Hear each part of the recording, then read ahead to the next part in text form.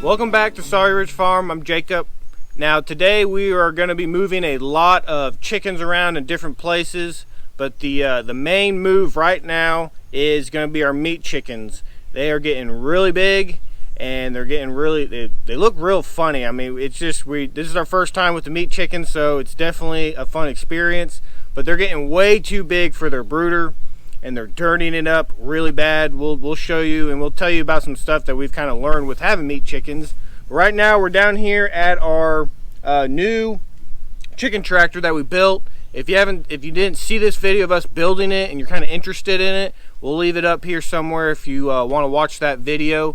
But right now we got it moved down here in one of our pastures, and we're going to be putting the feed and water in right now, getting it set up and everything for the meat chickens. And then we're going to go up there and we're going to move the meat chickens down into here, and it'll be their first time being out here on grass, and just I think they're going to really like it.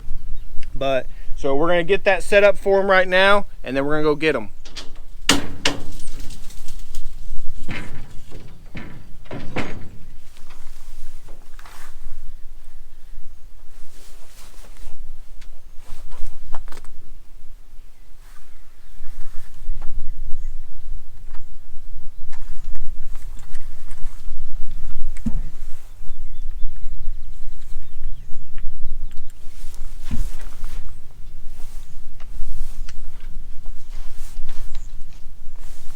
All right, so right now the kind of the setup we're doing, you know, people do this 100 different ways, but right now we got a 5-gallon water, and that's what they've been using right now, so they're kind of used to that.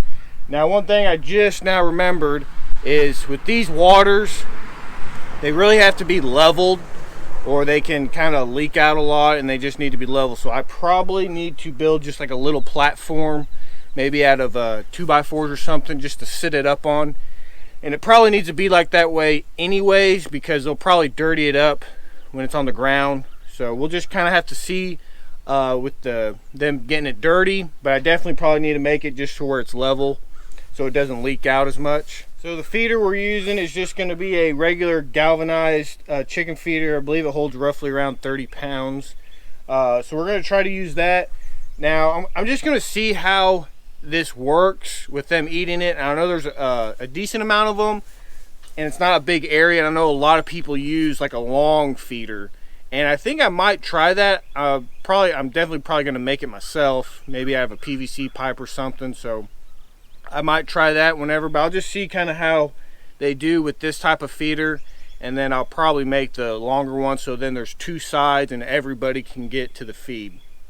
And so that's kind of going to be our setup for now, and we're just going to, you know, like we said, it's the first time with meat chickens, so we don't know exactly how they are with everything. So we're just going to be learning as we go, modifying things, and we'll probably, you know, take you along with it whenever we start learning a lot of stuff.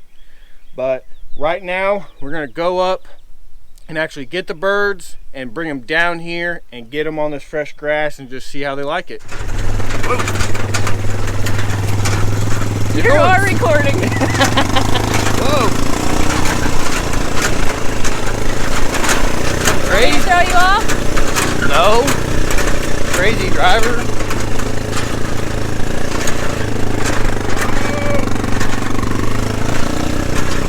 Probably throw me off. Said I was going slow. Alright, so we're up here and we're going to be getting the meat chickens. The way we're going to kind of transport them is we got our 4-wheeler and got a little trailer here, and we're just going to stick them in the trailer, and then we'll just keep this on there. They don't really, like, I think, really fly, but I have seen them kind of jump around, so I just don't want them jumping around all over the pasture, and then we got to kind of chase them a little bit. So that's kind of how we're going to do it, so we can get them all in one go. So it'll make it a lot easier for us instead of coming back and forth with like a small pet taxi or something. This is the way we're going to try to do it. So we're going to get in there, get them in this trailer, and then take them to the tractor.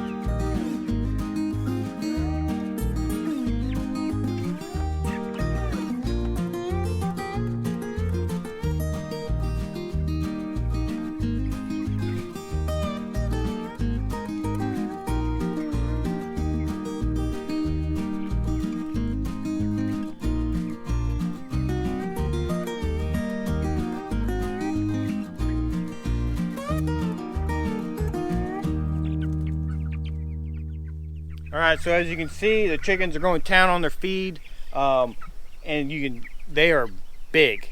You can tell they are very big, probably from the last time you saw them. These are roughly about 3 weeks, give or take a day. That's usually when they kind of say you can kind of, you know, bring them out and they don't need a heat lamp and stuff. And we've been going off and on with the heat lamp, so they're getting more acclimated to the weather. But our weather right now is going to be pretty good, so that's why they're coming out here.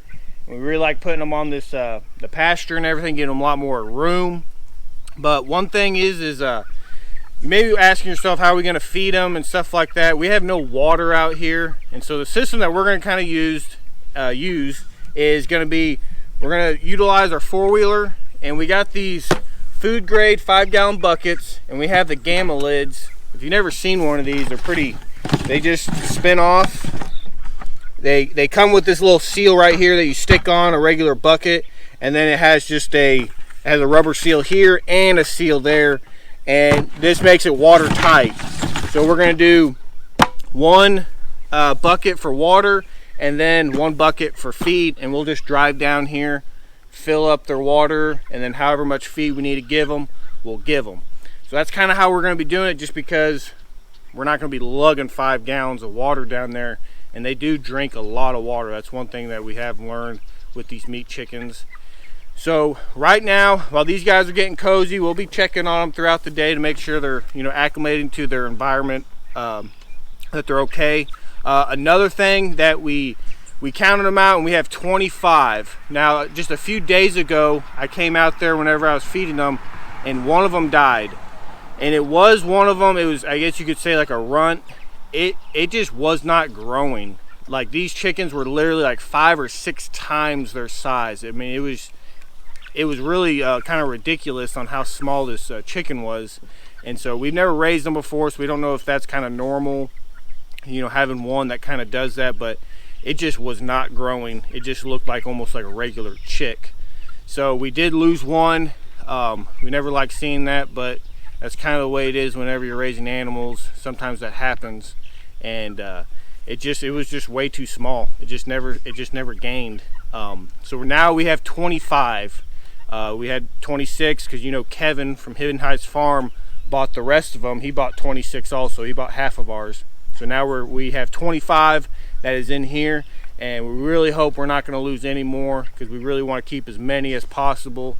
So another thing that we're going to go do, and we're going to take you along, is we got to clean out that brooder, because we got other chicks going in there. One thing we didn't tell you is we actually had a broody hen, and she hatched some chicks, and some of the chicks are going to be pretty cool, I think, and we'll talk to you more about that, and we'll just show you how messy these meat chickens are and why they need to go in here soon.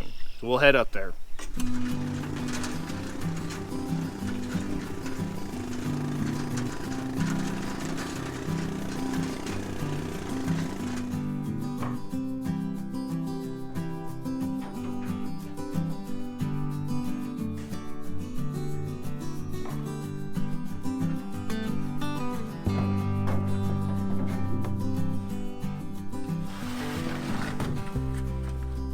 Alright, so we're back up here where the brooder is. We pulled it out, and like I said, we got to clean it to put these new chicks that we have, and we'll show you them here in a second.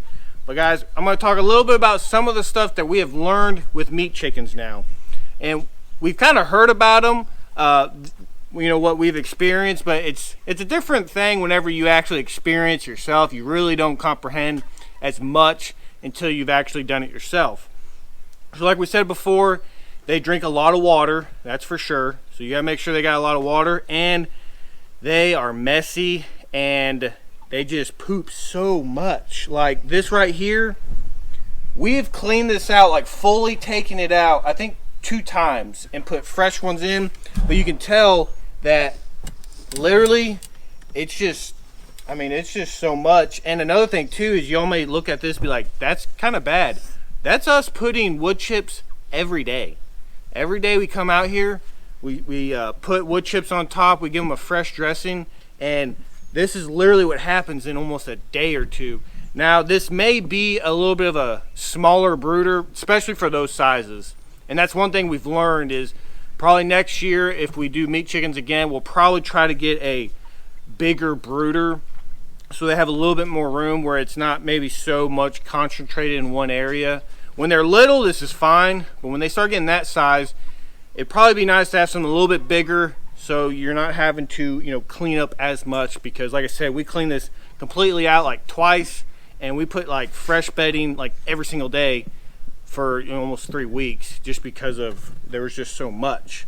But what we're going to do with this is we're going to scoop this up, put it in this trailer, take it over, probably try to put as much as we can in our compost bag, and then we'll just use it as compost. It's really good. Chicken manure is good for compost. And once we get it cleaned out, we're going to put it back in there, fill it back up with shavings, and then we're going to introduce you our new chicks. And one, it's kind of a special breed, I think it is. And we'll talk a little bit about more of that here later.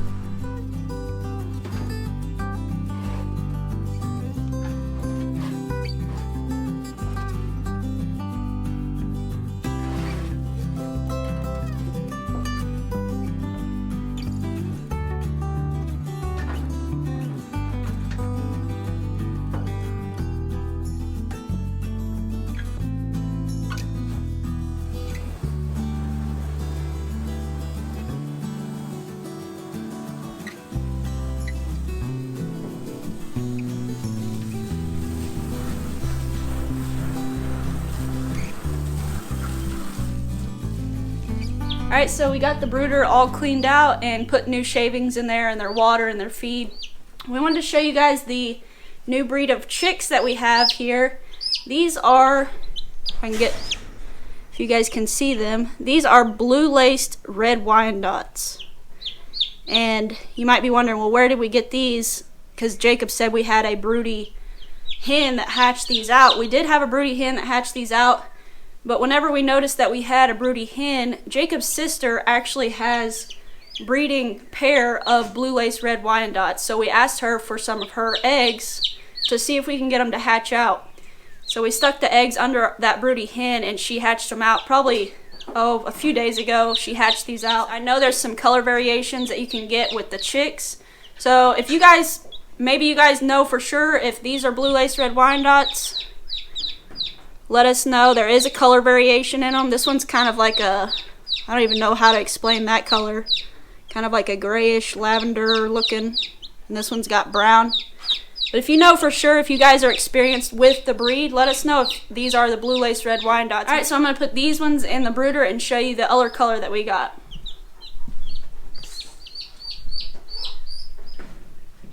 So I don't know if I said before, but we had 5 chickens hatch, and the 3 of them we think there are the blue lace red Wyandottes. These 2 we're pretty sure are copper Moran, or they're at least copper Moran mix.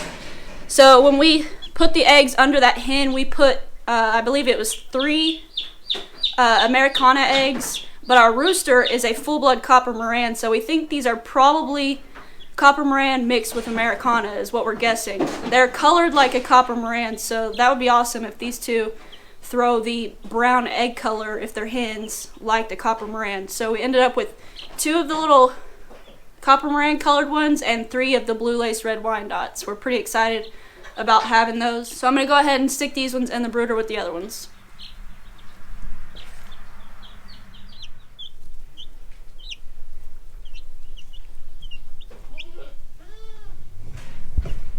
Well, we hope you all enjoyed this video. You know, we got to move our meat chickens, and we got our other chicks that we hatched from the broody hen. We got them moved over, so everyone's getting acclimated to their new spots. But if you enjoyed the video, please hit the like button. And if you're not subscribed to our channel, subscribe. Hit the bell for notifications. You got any questions about anything on how we do something, or if you saw something in the video, just leave it down in the comments, and we really try to answer everything that we can if someone asks a question.